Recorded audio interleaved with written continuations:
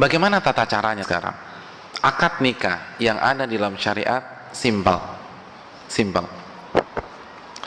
Tata caranya adalah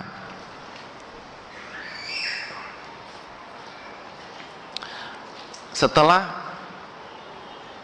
semua unsur hadir, ada wali, ada calon mempelai laki-laki dan saksi, maka yang pertama yang perlu kita ketahui bahwa mempelai wanita tidak harus dihadirkan, apalagi di tengah-tengah forum. Nggak ada dalilnya. Bahkan jangan sampai mempelai wanita menjadi sasaran tembak mata-mata laki-laki pada saat itu. Khususnya ketika akad nikah, mempelai akan berdandan. Jadi kalau sudah jelas-jelas berdandan atau dirias, di make up, maka dijaga di tempat yang baik. Jangan sampai dipertontonkan. Karena ini akan menjadi istri antum. Masa istri antum dilihatin oleh seluruh pasang mata yang hadir pada saat itu? Jadi sekali lagi tidak harus, bahkan kalau kondisinya demikian maka tidak dihadirkan di meja akad tersebut. Itu yang pertama. Jadi tinggal ada saksi, ada mempelai dan ada wali. Lalu hadirin yang dirahmati oleh Allah Subhanahu wa taala, acara dimulai dengan khutbatun nikah sebagaimana hadis Ibnu Majah. Ibnu Majah membuat bab khutbatun nikah, bab khutbah nikah. Dan hadis Ibnu Mas'ud, allamana Rasulullah sallallahu alaihi wasallam khutbatal hajah fin nikah wa ghairihi. Nabi sallallahu alaihi wasallam mengajarkan khutbatul hajah di pernikahan dan di selain momen pernikahan. Jadi sekali lagi disunnahkan untuk diawali dengan khutbatun nikah. Pertanyaannya, apa itu khutbatun nikah? Apa yang dimaksud khutbatun nikah? Apa arti khutbatun nikah? Hadirin, khutbatun nikah yang dimaksud sebagaimana hadis Ibnu Majah, hadis Abdullah bin Mas'ud, dan hadis-hadis yang ada dalam buku dan bisa dicek di Bulughul Maram karya Al-Hafidz Ibnu Hajar adalah innal hamdalillah nahmaduhu wa nasta'inuhu wa nastaghfiruh wa na'udzu billahi min syururi anfusina wa min sayyiati a'malina man yahdihillahu fala mudhillalah wa man yudlil fala hadiyalah asyhadu an la ilaha illallah wahdahu la syarikalah wa asyhadu anna muhammadan abduhu wa rasuluh ya ayyuhalladzina amanu taqullaha haqqa tuqatih wa la tamutunna illa wa antum muslimun ya ayyuhan nasu taqu rabbakumul ladzi khalaqakum min nafsin wahidah wa khalaqa minha zawjaha wa batha minhuma rijalan katsiran wa nisaa'a wattaqullaha alladzi tasaaluna bihi wal arham innallaha kana 'alaikum raqiba ya ayyuhalladzina amanu taqullaha wa qulu qawlan sadida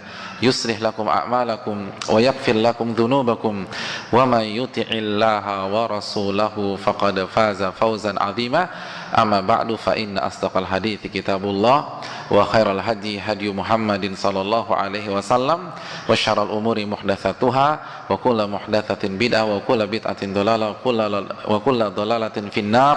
Titik. Selesai. Itu khutbah nikah. Itu khutbah nikah. Banyak orang nggak paham khutbah nikah, dan yang terbaik untuk membacanya adalah wali.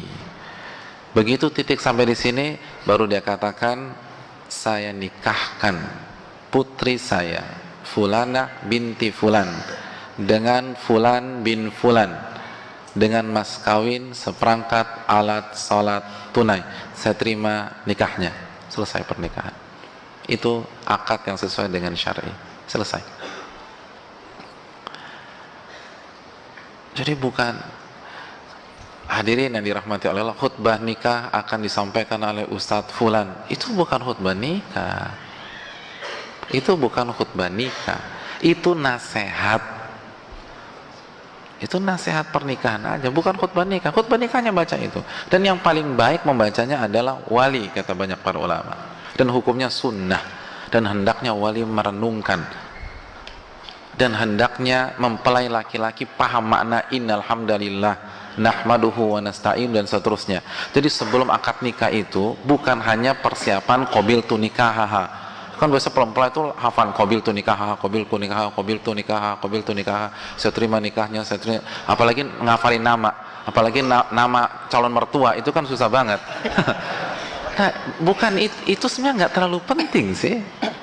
Kalau dalam segi fikih ya, itu lebih baik kita renungkan makna khutbatun nikah, karena itu dalam maknanya, dalam. Innal hamdalillah nahmaduhu wa nasta'inuhu wa nastaghfiruh.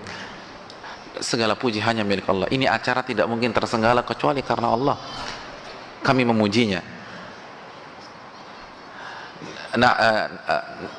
Alhamdulillah nahmaduhu wa nasta'in, dan kami meminta pertolongan kepadanya. Ini acara tidak akan berhasil kecuali dengan pertolongan Allah. Jadi semua merenungkan. Itu baru pernikahan yang benar-benar khusyuk. Jadi khutbah nikah itu penting walaupun hukumnya sunnah. Tapi dibaca dengan penghayatan. Wali membacanya dengan penghayatan, lalu mempelai laki-laki yang siap-siap untuk qabul itu meresapi, dan mempelai wanita pun juga mendengar dengan penuh penjiwaan. Lalu setelah selesai baru ijab dan qabul. Ijab adalah ucapan menikahkan dari wali, dan qabul adalah serah terima tersebut, sehingga pada saat itu sah menjadi istri kita. Itu akad nikah. Ustadz, kalau sekarang ada ceramah pernikahan, boleh apa tidak? Jawabannya boleh.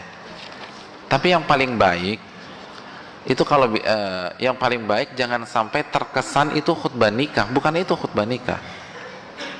Jangan mengesankan itu khutbah nikah. Itu nasihat. Ada dalilnya nggak Ustadz? Kembali kepada kaidah tadi. Hukum asal akad nikah dan walimah adalah muamalat. Maka selama tidak diyakini satu paket,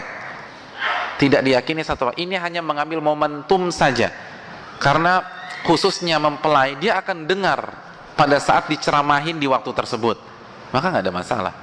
Walaupun nggak ada dalilnya, tidak ada dalilnya ada ceramah pernikahan. Namun ingat konsep kita, hukum asal akad nikah dan walimah adalah muamalat. Itu penting.